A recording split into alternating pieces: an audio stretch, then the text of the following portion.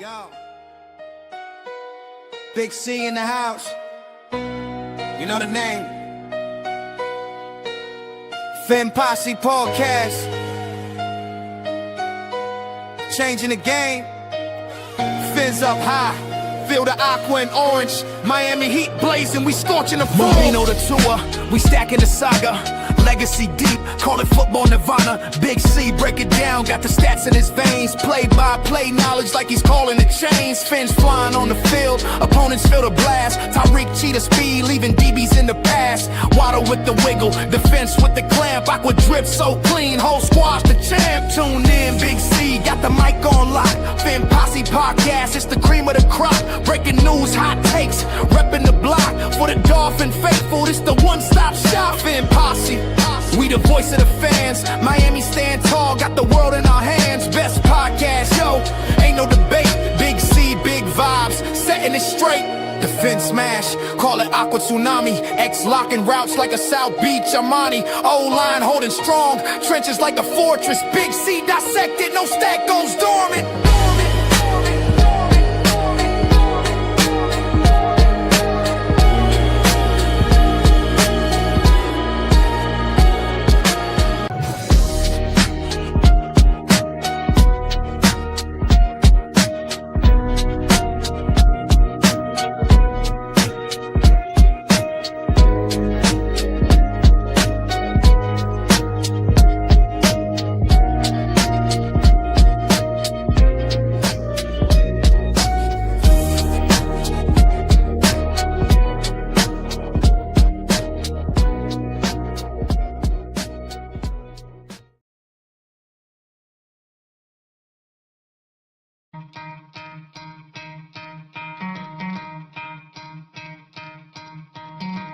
Try to play, but you're never gonna beat me. Look the other way, what I'm doing ain't easy. Bloody hands stained from the people who deceive me. Muddy hands break through the chains, go free me. Looking for change, looking for pain. Pulling a mob, pushing a train. I'll never stop, stick to a lane. Pick up the pieces and go rearrange. I'll be the best above all the rest, put me to the test. Expect nothing less, your checkers, I'm chess. What's happening next? He got the venom, a tangible weapon, no coming in second. This life is a lesson. He got a new engine from pain, it's a blessing. New focus, no guessing, just bold and obsession. All in his possession, you got their attention. I'll leave an impression and take a redemption. Just kill no discretion, your mind is a weapon. 11-11, it's time for progression. You could try to play, but you're never gonna beat me. Look the other way, what I'm doing ain't easy. Bloody hands stained from the people who deceive me. Muddy hands break through the chains. What up, Fin fans? Welcome to another episode of the Fin Posse Podcast. I am your host, Big C, and this is brought to you by Game Changers Media. How is everyone doing this lovely morning? Good morning, Bonnie. Good morning, Elwood. Good morning. What's up? How is everybody doing? Still feeling good. Miami Dolphins, 2-game win streak. Positive vibes right now. Positive vibes. Although we still have a long road ahead of us. And we're going to discuss it. We're going to discuss who we've been impressed with the first part of the season. I know it's a little bit past halfway, but we're at our bye now. So we'll talk about the players that we've been impressed with so far this season, the players that have let us down so far this season, our expectations moving forward, possible general manager candidates. So we're going to touch on a few things this morning. Touch on a few different things this morning. Looking clean and fresh, but thanks, Elwood. You know. Got to throw it on once in a while. Team should be rested and recuperated for the next game, so no excuses. Hopefully we should be getting healthy. We at the very beginning of the season, things got off on the wrong foot with this football team. You had Austin Jackson go down. You had James Daniels go down. James Daniels was our one big free agent signing, right? He was supposed to shore up that right side of the line. They had both of those guys go down. We had to throw Larry Borum over at right tackle, which Larry Borum had a absolutely horrid preseason training camp. He was absolutely whack out of his mind. Louis says 3-0 without Greer. McDaniel for GM.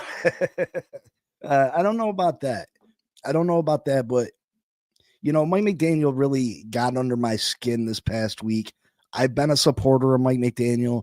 I think Mike McDaniel, to a point, has been given a raw deal with his time with the Miami Dolphins. I think Mike McDaniel has made his fair amount of mistakes, but he's a rookie. He's still a rookie head coach. This is still his first job. I mean, let's be real. Mike McDaniel wasn't even a coordinator. He wasn't even truly an offensive coordinator. What was he, the run game coordinator? So, for him to come step in and to take over a whole football team, I think he deserves a fair amount of props, right?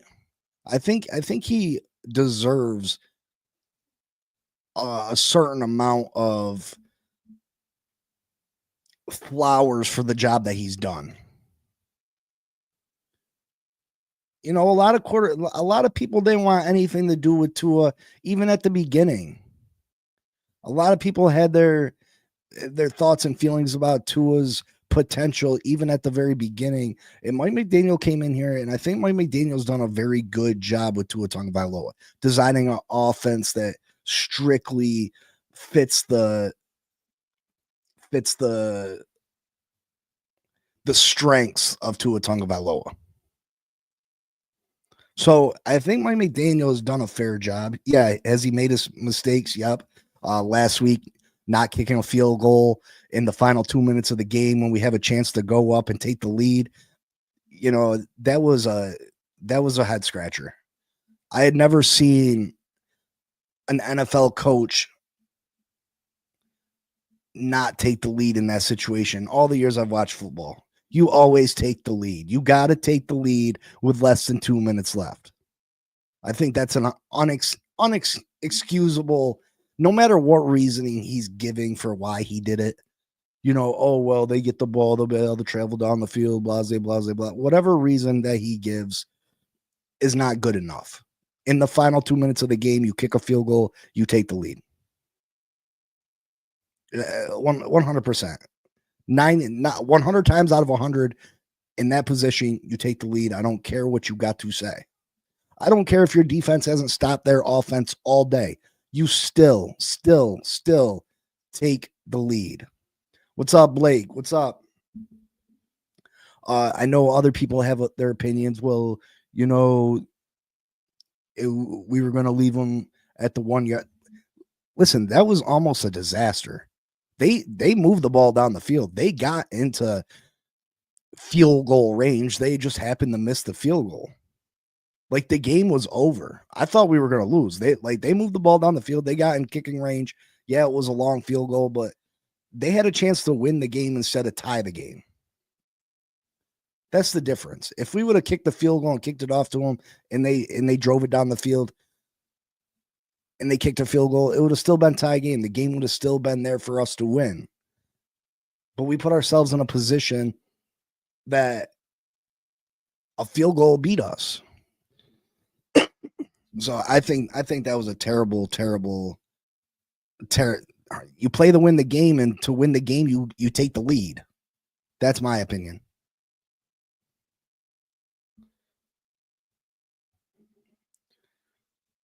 What's up, Glenn? What's up? Good morning. So right now, let's talk about who we've been most impressed with this season so far. I'm going to give you a few names, and then I want some names from you guys. First and foremost, I think any list got to start with Devon Achane. Devon Achane has been absolutely amazing this year. And this is behind a makeshift offensive line. This is behind Larry Borum. This is behind Strange. This is behind Jonah, who's one of the worst ranked guards in all the NFL. And he's still having the type of success that he's having. He's still having the success in the passing game that he's having without a Tyreek Hill. The attention is on Achane 99% of the time. Teams are now focusing on stopping Devon Achane because he has our main weapon, and he's still out there making great plays.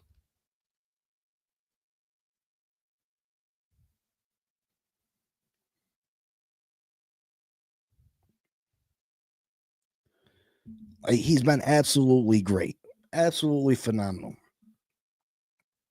Another name on this list is Patrick Paul. Patrick Paul, after last year, I didn't know what we were getting. He wasn't very good last year, filling in for Teron Armstead, but he's been absolutely a rock at left tackle. He's been great. I think he is a future all-pro player. I think when the league gets to know him, I think when the league gets to know his name, he will be a perennial Pro Bowl player. He will be absolutely great. He's been great for us. We found our left tackle of the future. Absolutely phenomenal. Patrick Paul. Jordan Brooks. I'm going to give Jordan Brooks some love. I think Jordan Brooks has really been good. Tackling machine. When Jordan Brooks is on his game, the defense just seems like it's playing better. Just seems like it's playing different. When Jordan Brooks gets it going, I think he's one of the better inside linebackers in the league, at least as far as tackling goes. I think he's been really, really, really solid for us, a really good player. I think we need to sign him to an extension, get that deal done. I think Jordan Brooks has been great for us. And then I'm going to give you one more name. And these are not all the, actually, I'm going to give you two more. I'm going to give you two more names. And these aren't all the players that I think have played good for the Miami Dolphins, but these guys I've been super impressed with. Rasul Douglas. Rasul Douglas has been great for the Miami Dolphins. By far and away their best corner this year. He's been fantastic. I thought it was going to be another Jordan Poyer situation. I thought he was washed. He was just coming in to make a couple dollars before he headed out into the sunset. So I've been really impressed with Rasul Douglas. Last but not least, and listen, not to say that he hasn't had his hiccups, Larry Borom. Now, I'm not saying this guy's been great.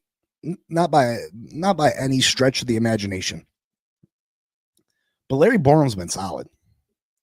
He's been solid. He's been okay. I know he had the mistake, the false start, 4th and 1, blah, blah, the other week. But Larry Borum has been pretty solid. I thought he was going to be an absolute disaster over there on the right tackle, and he's been okay. He's been decent blocking Tua's backside. I think Larry Borum has been decent. Not great. Don't get me wrong. He's not been great, but decent. Larry Borum's been decent.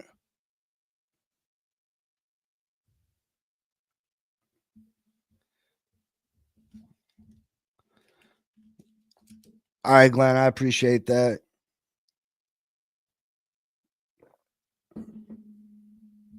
Players that I'm super excited for the future of. I'm still excited for Jonas Savinaya.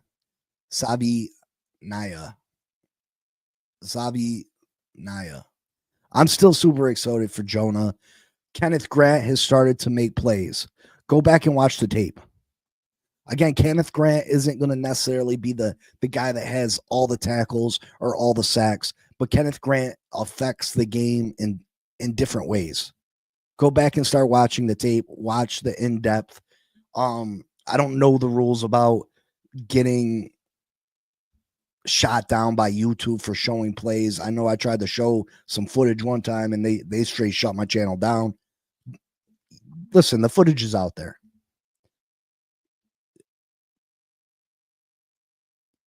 Kenneth Grant is starting to play at a really high level. Kenneth Grant is starting to look like that first round draft pick. So I'm super excited for Kenneth Grant moving forward. Jordan Phillips moving forward. He's been very good down there. We're starting to see Zeke Biggers get into it. Dante Trader, I'm excited for his future. I think all these players are building blocks for the future. Miller says, you missed the biggest defensive impact this season. Jack Jones won us our last 2 games. Without him, we lose. 2 forced fumbles and Bills. He didn't have 2 forced fumbles in the Bills game. He only forced 1 of those. I don't know why people keep giving him credit for both those.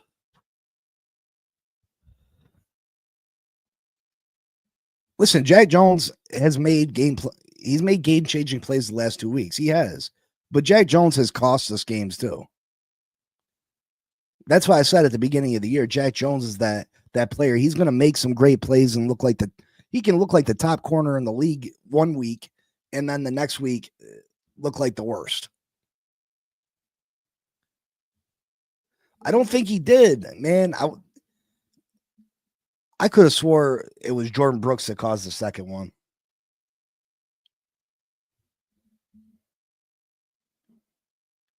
The defense, Dolphin Don, the defense is getting better, consistently better. I mean, Edward, those weren't easy kicks. Like, I can't blame the guy for missing a 50. In the league now, people are kicking 70-yard field goals, but I can't blame a guy for missing a 58-yard field goal. Like, that's a long field goal. That's a long field goal. But the defense is starting to gel. Hopefully, the second half of the season, we get Austin Jackson back. We get James Daniels back.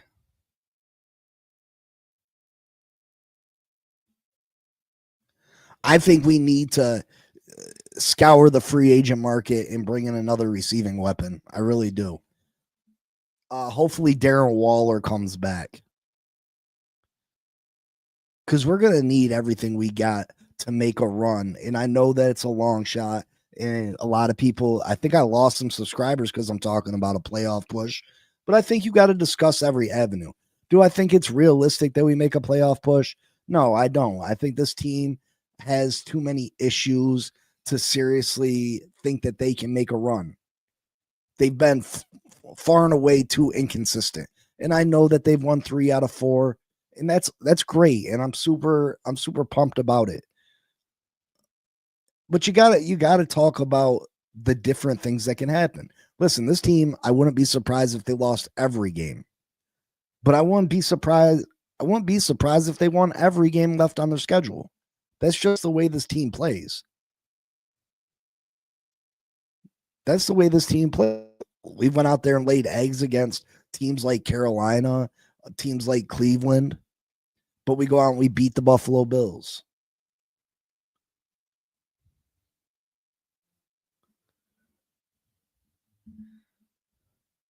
We went into the season with our biggest question mark in secondary. Now it's all about the defensive line. Secondary looking better than last year. Even if Miami goes 10-7, there is a good chance they miss due to conference record. I don't believe that. The way the season's going, I think 10-7 probably gets you in. We're gonna take a look at the records, teams' remaining schedules. We're gonna do all that here in un momento. Dolphin Don says at the beginning of the year, face it, a lot of us had penciled in a loss in Madrid. I think we're galvanizing as a team. Change is coming, but we have something to believe in. Dolphin Don, I think we do. And that's why I'm going to say that, I'm a big advocator for keeping Mike McDaniel for next year. And I know that's not a popular thought. That's not a popular opinion. I know that's not a popular opinion, but I believe that you keep Mike McDaniel next year because of Tua's contract, strictly because of Tua Tagovailoa's contract. I don't think you draft a quarterback in this year's draft. We're not going to have a top 3 pick. We're not going to be able to get Fernando Mendoza. We're not going to be able to get that. There's too many quarterback needy teams ahead of us. So I go into this draft and I draft best players available at positions in need, right? And we need a lot of positions. So I would go in, I would draft best players available. You play out next year, and then you got contracts coming off the books. We'll take a look at that. And you can bring it, you'll have a bunch of talent here. You got a bunch of draft picks in this draft. You'll have a bunch of talent for a new quarterback, a new head coach, and you'll have a shit ton of salary cap. But let's take a look at it. Let's take a look where the Miami Dolphins are sitting right now.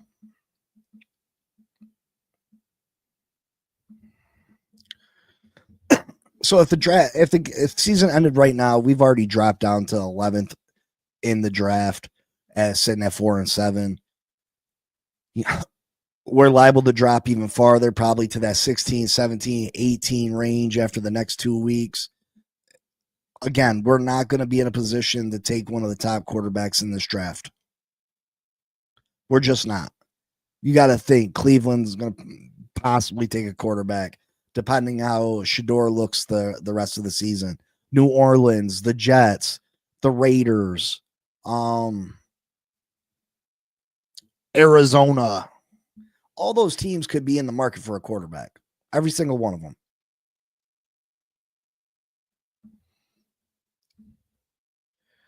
This has been the Dolphins' schedule so far.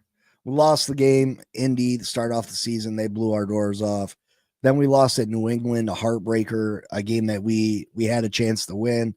That Buffalo game, we had a chance to beat Buffalo in Buffalo. I was in the building. We had a shot. We had an opportunity and we couldn't pull it off. We snuck one away from the Jets, a game that we could have very easily have lost. Carolina, we started out with a 17-point lead. No excuse for us losing that football game. Chargers game, we were a Jalen Phillips sack away from winning that football game. He wants to be over there in Philadelphia running his damn mouth like he was some great player on some trash team. Come on, man. Come on. We asked him to be a big dog, and he couldn't do it. Now he gets to be just a regular player around a bunch of other great players, and he's getting the opportunity to make plays because teams can't focus in on him like they could with the Miami Dolphins. We dropped the game to Cleveland. No excuse there. Cleveland struggles to score 13 points. We gave up 31 to Cleveland. We looked phenomenal against Atlanta. Baltimore, we cost ourselves with 2 key fumbles. Then we come back. We beat Buffalo in probably the best game we'll play all season. And then last week, we stole one against Washington, a game I thought we were going to win by at least 10, and we barely snuck that by. We go into the bye week. Hopefully, we get a little healthy. Then we got New Orleans, the Jets. Both of those should be wins. Then we're at Pittsburgh. Pittsburgh has been very inconsistent. This is Monday Night Football. Can the Miami Dolphins pull off the upset? Pittsburgh fighting for a division title. Aaron Rodgers did get hurt last week, but he'll probably be all right by then. We shall see. Then week 16, we got Cincinnati. Joe Burrow will probably be back. We all know that Cincinnati offense is a different type of offense when Joe Burrow's playing. They still got a bad defense. Can we beat Cincinnati? I think we can beat them. I think we can. Our defense is going to have to come to play. But we have an opportunity to beat Cincinnati. Tampa, New England, those games are going to be rough. If you're trying to make the playoffs, if you're hoping this team can make the playoffs this year, your best hope is that New England already got the division locked up, yet they can't get the first seed. And hopefully they're resting players week 18. Hopefully they're resting players week 18 and the Miami Dolphins get to go up against the New England Patriots backups. So that leaves the Tampa Bay game. I think that Tampa game is going to be a real tough game. Baker Mayfield is a baller. That's going to be a rough game to win. It's going to be a rough game to win.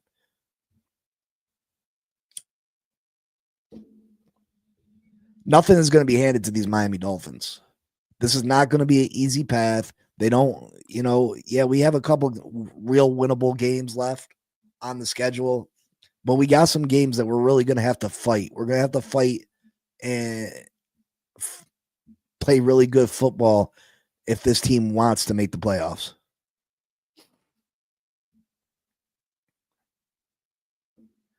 Michael Lombardo says, we watch to the Jets watch. Oh, man.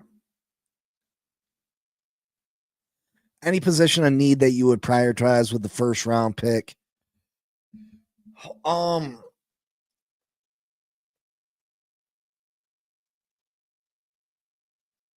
Pass rusher, offensive line.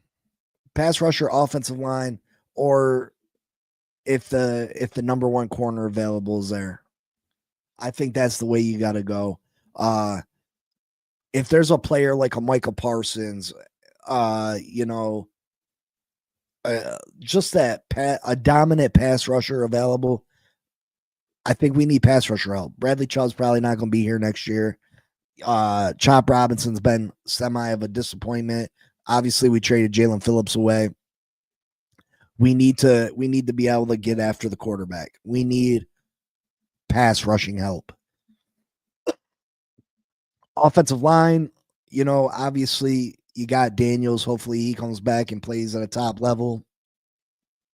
You still got Jonah, Patrick Paul. If you can go out and get a right tackle in the first round, a legit game-changing right tackle, I do that.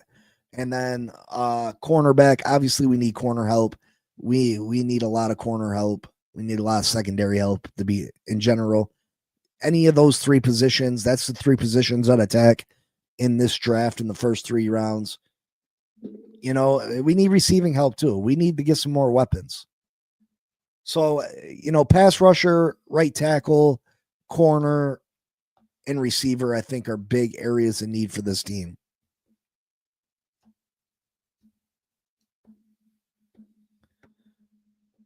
Those are the key areas. So let's take a look at the NFL standings right now.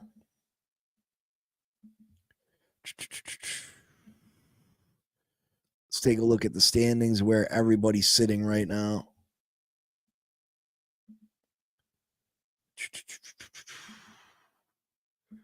Okay. Oh.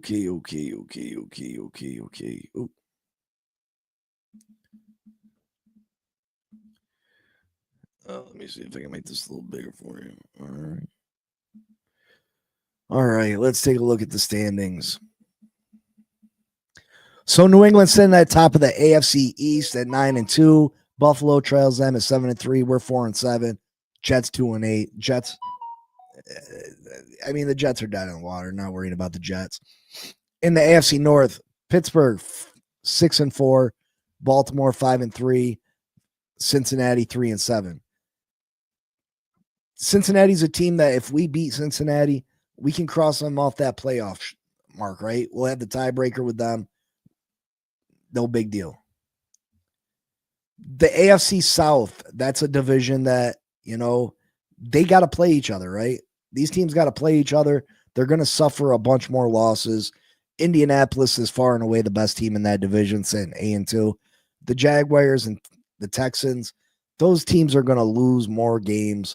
They're going to lose more than 7. Jacksonville's sitting at 6-4. Houston's sitting at 5-5. They're both going to lose more than 7 games. That's why I say the Miami Dolphins at 10-7 have a real good shot at getting in.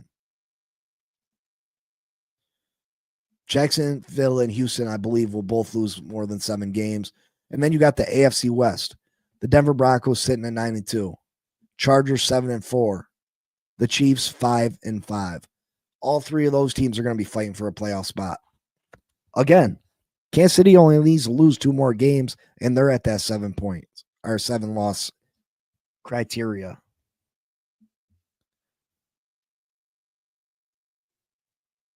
The Chargers, they've been just physically beat up. Their offensive line, their running backs,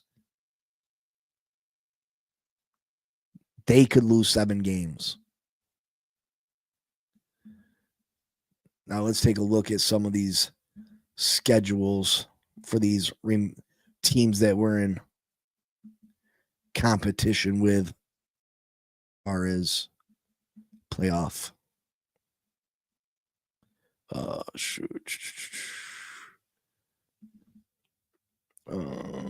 Standings. Let's share the screen. Share the screen. All right. Let's start off in our division first. We'll take a look at the Buffalo Bills. I think Buffalo has a pretty good shot at making the playoffs. They are only sitting at 3 losses right now. They got Houston this week. That should be a win. At Pittsburgh, that's huge. That's a team that we're going to be competing with for a playoff spot, right? Both these teams playing each other. At Cincinnati, that's another team that we could possibly be fighting for a playoff spot. Pittsburgh could beat Buffalo, or Buffalo can beat Pittsburgh. It probably helps us more if Buffalo beats Pittsburgh. Like I said, I think Buffalo is going to go to the playoffs regardless. So in this instance, we want Buffalo to win. So Buffalo beats Pittsburgh, beats Cincinnati. That helps us as far as our playoff chances. But there's no reason that, Buffalo could lose to Pittsburgh. Buffalo could lose to Cincinnati when Joe Burrow is back. Buffalo could lose to New England. Buffalo could lose to Philadelphia.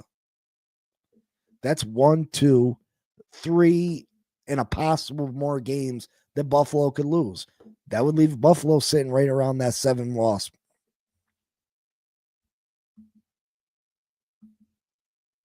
Oh, you guys ain't seeing what I'm seeing. I didn't add it. My fault.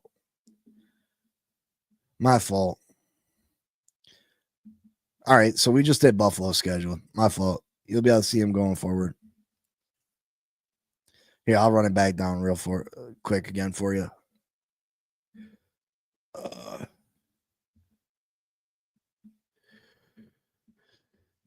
Oh, shoot. Where's the schedule? Team schedule. Buffalo Bills. All right, here's Buffalo. At Houston this week. Again, they should beat Houston. Pittsburgh, Cincinnati. In this instance, we want Buffalo to win because Buffalo, like I said, sitting 7-3. Chances are they're going to the playoffs. So we want them to beat the other playoff contending teams. Pittsburgh, Cincinnati, New England, they're probably in the playoffs. Philadelphia, Jets. But the Buffalo Bills could lose 3 or 4 of these games, and they'd be right at that 7 loss mark too.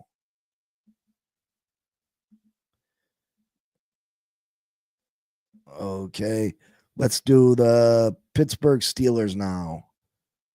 Do the AFC North.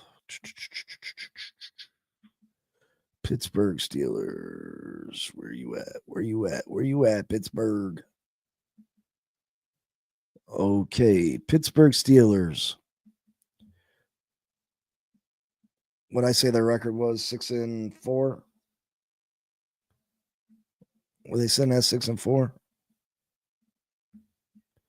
1, 2, 3, 4, 5, 6. 1, 2, 3, 4. Yep, 6-4. Pittsburgh Steelers sitting 6-4. So they need to lose 3 more games. At Chicago, that should probably be a win. Buffalo, that's a loss. In my opinion, that's a loss. That takes them to 5 losses. Baltimore, that's a loss, in my opinion. That takes them to 6 losses.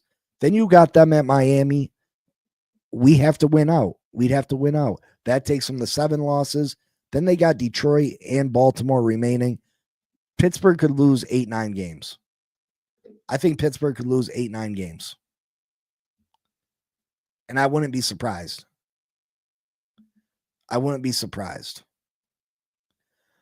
We're not going to take a look at Baltimore because I think Baltimore is going to win that division. So Baltimore will automatically get in. Cincinnati. Obviously, we're going to have to beat Cincinnati. We don't have to take a look at Cincinnati.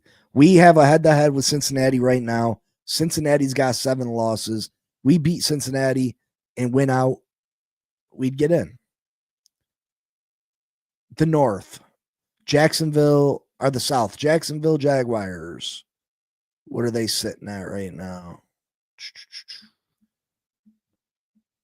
1, 2, 3, 4, 5, 6. 1, 2, 3, 4. 6-4. Arizona, that's probably a win. Tennessee, that's probably a win. Then they got Indianapolis. That takes them to 5 losses.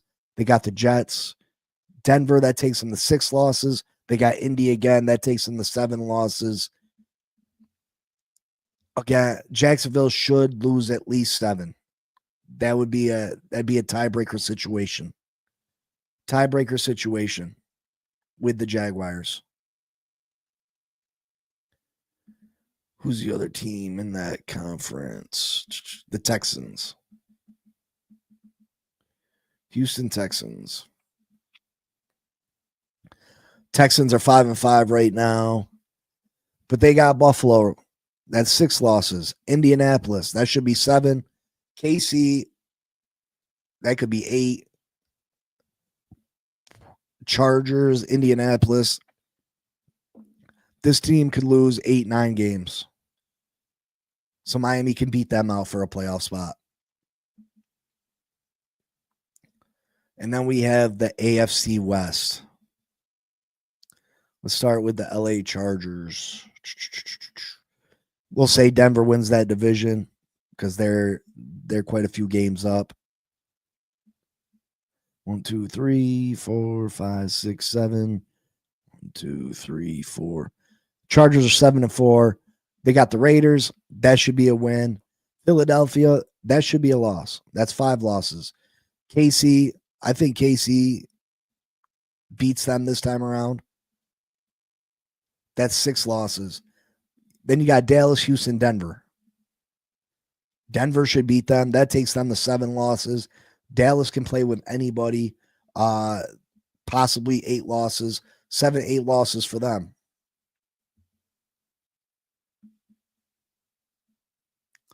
And then the Kansas City Chiefs. Can the impossible happen and the Chiefs miss the playoffs? Chiefs sitting 5-5. They got Indianapolis. I think they lose that game. They could lose to Dallas, maybe. So they're sitting at 6 losses right now. I think they beat Houston. I think they beat the Chargers. They beat Tennessee. They lose again at Denver. That takes them to 7 losses. It's not unrealistic to think. So you got the division winners, right? You got the division winners in the 4 divisions, right?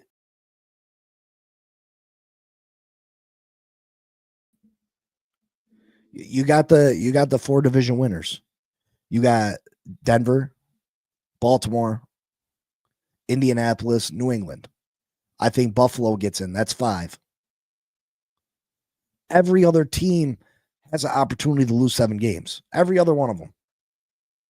Every one of the other teams is going to be sitting right there around that record 10-7.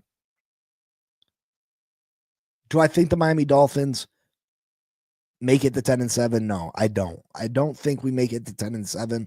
But I think if we did make it to 10-7, I think that gets us in the playoffs.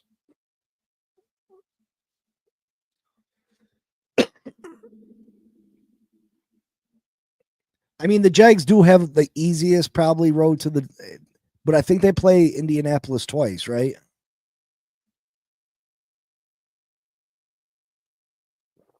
Miami does got to play a lot better, but hopefully they get healthy. Hopefully we get Daniels back. Hopefully we get Jackson back. You know, the way that Achan's been running the ball, can you imagine running the ball behind even better offensive line? Is Darren Waller supposed to come back? If Darren Waller comes back, that gives us another receiving option. I think you go in the free agency and see who's available at receiver. I think you go and check out and see who's available at receiver. Bring in another receiver. Nick Westbrook-Akine has been an absolute failure for us. So disappointed in him. I didn't think he was going to be a big part of the offense, but I thought he'd at least give us a red zone option. He hasn't done that. Malik Washington, I don't know. I don't know what's going on with him. Taj Washington, he got a little playing time against Baltimore, fumbled the ball right away.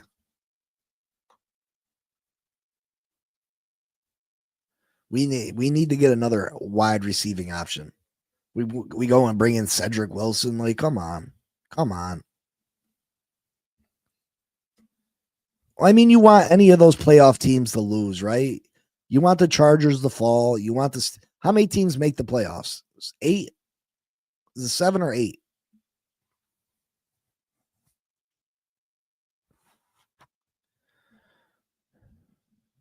No, Claypool. Yeah, I mean, how many teams make the playoffs? 7 or 8? At this point, Michael, yeah, bring in Weiss. Bring in someone. Anybody. 7 teams make the playoffs?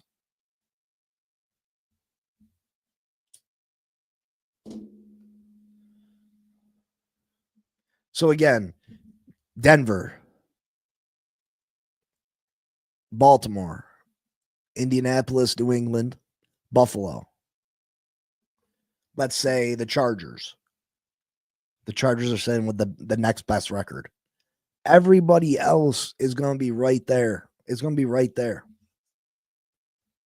I think the final playoff spot gets in at 9-8. I really do. 9-8 with a tiebreaker. What up, JD? Good morning, brother. I think the final playoff spot in the AFC goes to a team that's 9-8 and wins tiebreaker. Mark my words. Mark my words. Hit that like button if you haven't. Subscribe if you haven't. I've been losing subscribers, not gaining. Hey, it is what it is, I guess. I was at 850, now at 847. You can't please everybody, I guess. Can't please everybody. Can't please everybody.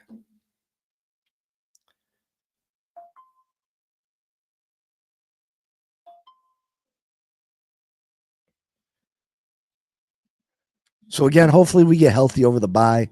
Let's talk about some possible GMs. Look into these guys. Do I think there's a possibility that we keep the interim GM? Champ Kelly. I think there's a possibility of that. You know how Chris Greer is with guys that he likes. I think Champ Kelly is going to have every opportunity to become the full-time general manager. I do not think that is the best move. I don't think that's the best move, though.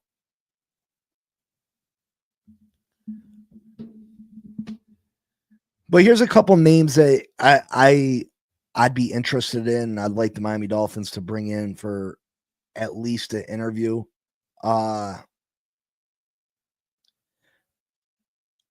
Now there's a couple names that I'm going to mention that, you know, they're kind of non-traditional names, but they're still people that I would talk to, but not necessarily hire. You have NFL Chief Football Administrative Officer Dawn Aponte. I'd have a conversation with her. ESPN analyst Louis Riddick, obviously he's a popular name. I think both those people make themselves available to NFL teams this offseason. Riddick interviewed with the Jets last year. Aponte had conversations with the Jets, so both of them want to get into being general managers. So we shall see. I like Louis Riddick a lot. I do. A lot of people don't like Louis Riddick. They just think he's a big name, but I like Louis Riddick. My top 5 list right now, I'd probably say in no specific order, Ray Agnew, Lions assistant GM. Look at the job that the Detroit Lions front office has done building that football team. One of the top offenses in the NFL. They're still super young.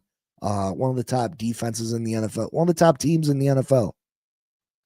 From top to bottom, one of the best teams in the NFL. They took a chance on Dan Campbell as their head coach. I just love everything that Detroit's done over there. I just love everything that Detroit's done.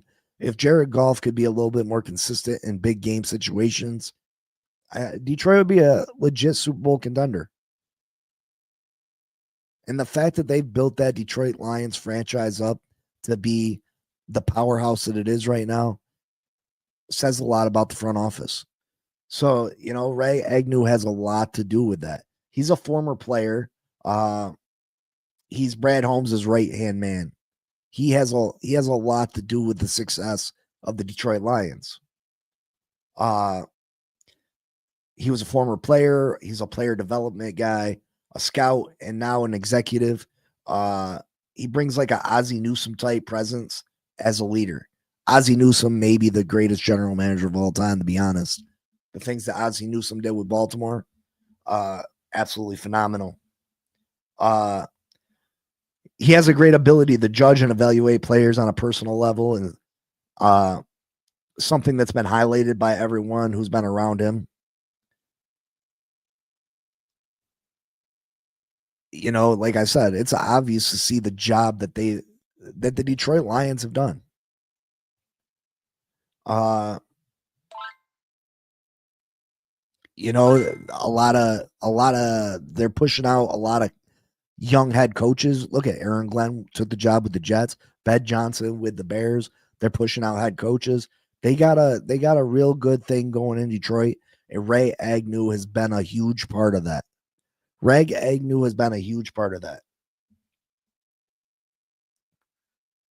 Another guy I like a lot, now hear me out, is Seattle Seahawks Senior Director of Player Personnel, Matt Berry. Senior Director of Player Personnel, Matt Berry. Listen, if you take a look at what Seattle was just 10 years ago, Russell Wilson, the Legion of Boom, they made a pretty smooth transition away from all those guys, and somehow are still sitting at the top of the NFC West. Seattle never really got down to that dumpster fire 1-win team, 2-win team.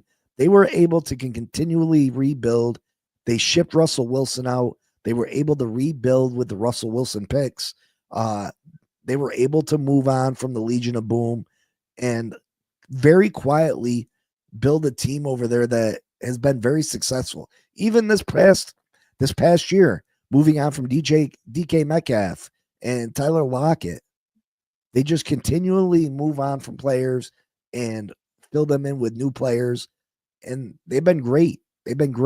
Now, they haven't really competed for a Super Bowl, but they're a team that has the ability to, win this division. And you get to the playoffs, you never know what might happen. They're probably a piece or two away from being legit Super Bowl contenders, but the fact that they were able to move on from so many great players and still be consistent says a lot about their front office guys.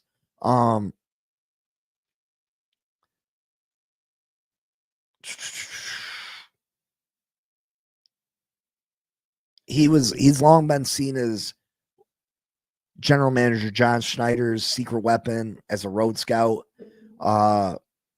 He used to be in charge of college scouting, so he knows how to evaluate talent, which is a great thing for a GM.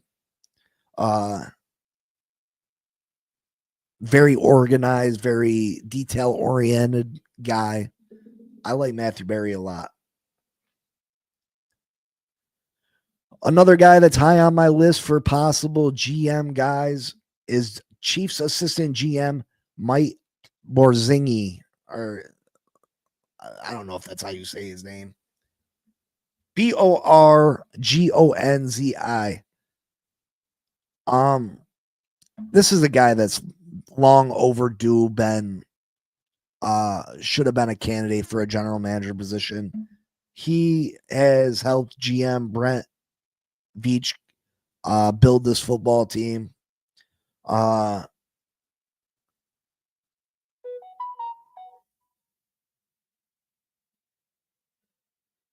He's allowed the Chiefs to stay balanced. He helps build this football team from the ground up. Broke into the game under Scott Polian, former general manager of the Chiefs. The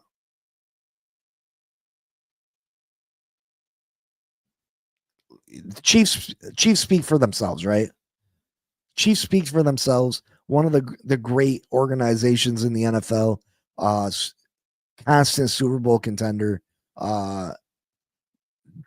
Listen, they drafted Pat Mahomes, right?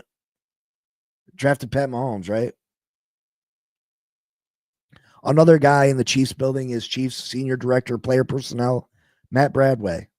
The son of former Jets GM Terry Bradway, spent a decade cutting his teeth as a scout, primarily on the college side with the Eagles before Veach, an ex-Philly scout, made him one of the first hires when he got there. All these guys are great at building football teams. You want to, for the next GM of the Miami Dolphins, you want them to come from a successful franchise. You want them to come from they've learned under teams that know what they're doing. The Baltimore Ravens, the Philadelphia Eagles, the Kansas City Chiefs. You know, you want those type of guys in your building because typically they do things the right way. They've been taught the right way to do things. They know how to evaluate talent. They know how to win the draft. A lot of these teams don't overspend in free agency. A lot of these teams have very good offense and defensive lines. They know how to put a football team together. Look at the Kansas City Chiefs.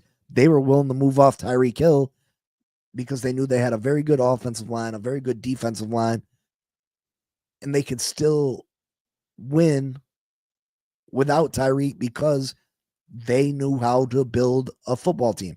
Now, were the Chiefs better with Tyreek Hill? 100%. 100%. And I think they went a little too far in the wrong direction. I think they should get Patrick Mahomes another top weapon. But it didn't have to be the best weapon or the top weapon in the NFL. Those are just a few names that I think would be excellent candidates. But we still got games to play this year. It sucks. I hate bye weeks, but this is an opportunity for our team to get healthy. And, hopefully we can make a playoff run. Again, I'm not going to sit here and say that we're going to go out there and win and be 10-7. I think that's a long shot. I just want to see guys continuously get better. I want to see Jonah start to hit his stride. I want to see Kenneth Grant more and more play at a high level. I want to see Jordan Phillips continue to make plays. I want to see Zeke Biggers get more and more playing time. Dante Trader to get himself more, Dante Trader's been a very good player.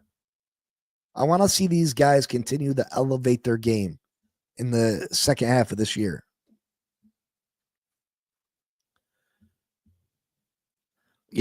Chris Greer, and listen, I can't stand Chris Greer.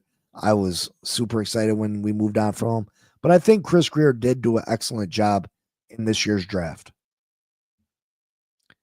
I know people weren't super stoked, and a lot of people were already calling Jonah a bust, Kenneth Grant a bust, which I didn't understand. I didn't get that. How are you going to call these guys busts? They're on their rookie. They're still rookies because they didn't come out and play like all pros from jump. How are you going to call them a bust? That's absolutely ridiculous to me. Absolutely ridiculous. But I like this draft. I love this draft. I think Jonah's going to be just fine. I think Jonah's going to be just fine. I think he'll be a very good, at the very least, a solid offensive guard for the next 10 years. Kenneth Grant, I think he'll be a Pro Bowl player. I think he'll be every bit the player that Christian Wilkins was, if not better. Jordan Phillips, I think he might end up being the best player in the whole draft.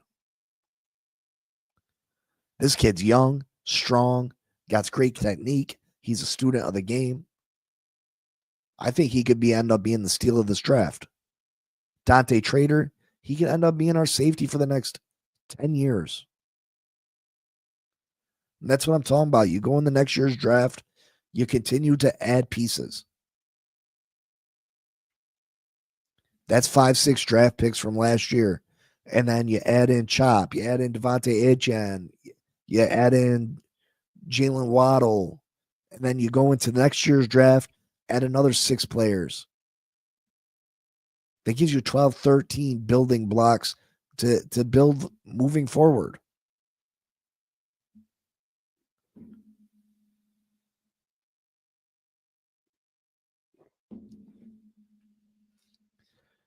I mean, you can't be mad for these guys to get their money. Jonah sat out like that because every other second rounder got a guaranteed contract. He'd be foolish, and I'd have to question his intelligence if every other second round pick got a fully guaranteed deal and he didn't.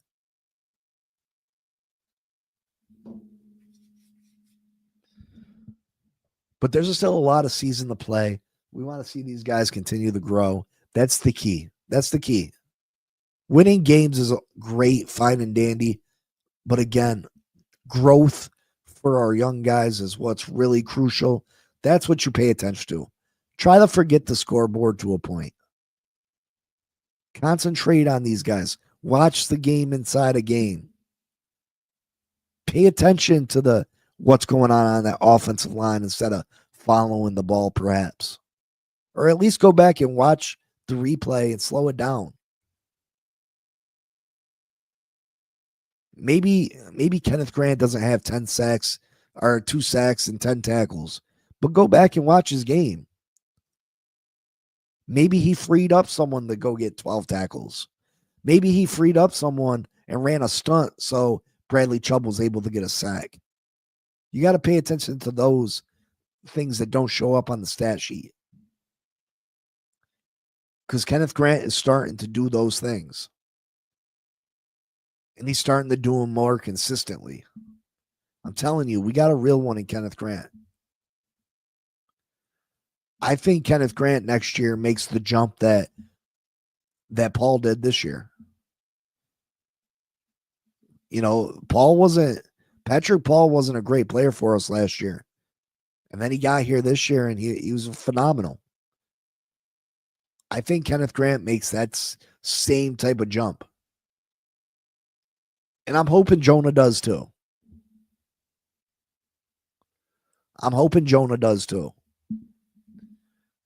Really, I hope they end up moving Jonah back to the right side.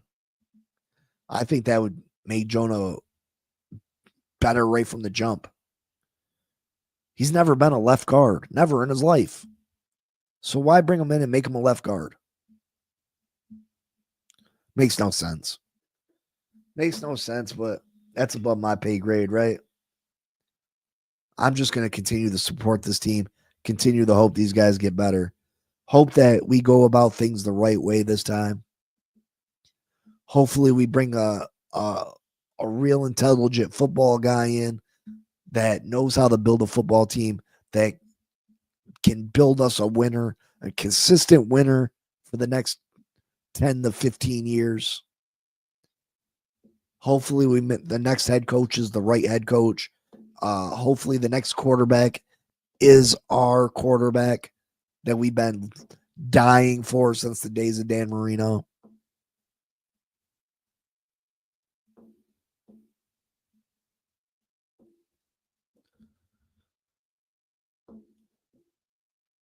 So yeah, it is what it is. It sucks. Bye week, no football this weekend for us. We'll get it. I'll come back with you with some some DraftKings, some fantasy bets if y'all all want to make some money. But we'll continue to break down this NFL season. We'll continue to talk about the games remaining, what the Miami Dolphins need to do for their future. We'll keep hashing at it, keep talking Dolphins football. Tomorrow, I think I want to do an open panel. You think of your questions tonight. You come on the show tomorrow. You give us a piece of your mind. You tell me what you think about all the things we discussed today. I want to hear your opinion on it tomorrow. So, your player of the week, your player of the year so far, are the top players on this roster so far for you. How you feel about this first half of the season, what you see for the second half of the season, what you're looking forward to, and maybe possibly who you'd like at general manager and head coach.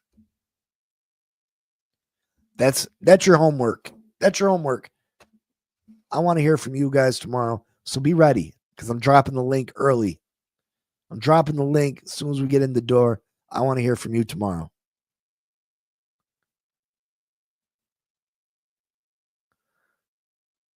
Miller, stop it. Don't ever mention them two in the same name ever again. Ever again. All right, guys. I love you. I appreciate you. You know what it is. Fins up. Peace. Yo. Big C in the house. You know the name. Fin Posse Podcast. Changing the game. Fins up high. Feel the aqua and orange. Miami Heat blazing, we scorching the floor. Marino the tour, we stacking the saga. Legacy deep, call it football nirvana. Big C, break it down, got the stats in his veins. Play by play knowledge like he's calling the chains. Fins flying on the field, opponents feel the blast. Tyreek cheetah speed, leaving DBs in the past. Waddle with the wiggle, defense with the clamp. Aqua drip so clean, whole squash the champ. Tune in, Big C, got the mic on lock. Fin Posse Podcast, it's the cream of the crop. Breaking news, hot takes, repping the block. For the Dolphin faithful, it's the one-stop shop. Fin Posse, we the voice of the fans. Miami stand tall, got the world in our hands. Best podcast, yo, ain't no debate. Big C, big vibes, setting it straight. Defense smash, call it Aqua Tsunami. X locking routes like a South Beach Armani. O-line holding strong, trenches like a fortress. Big C dissected, no stack goes dormant.